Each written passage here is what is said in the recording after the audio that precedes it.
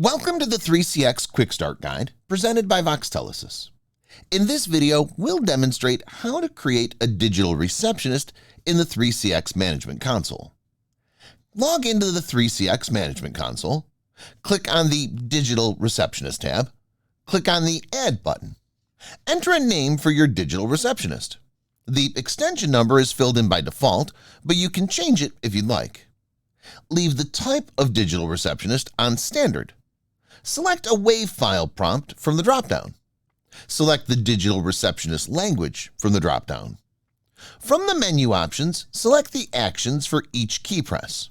You can set it to connect to an extension, a ring group, a queue, or to a voicemail. You can also optionally assign a DID to receive calls directly to this extension. Set the destination for invalid or no DTMF input. Set the number of seconds for it to time out. Configure the destination if there's no input. Configure the destination if input is invalid. Scroll to the top of the page and click on OK. Congratulations! You've successfully configured a digital receptionist in the 3CX Management Console.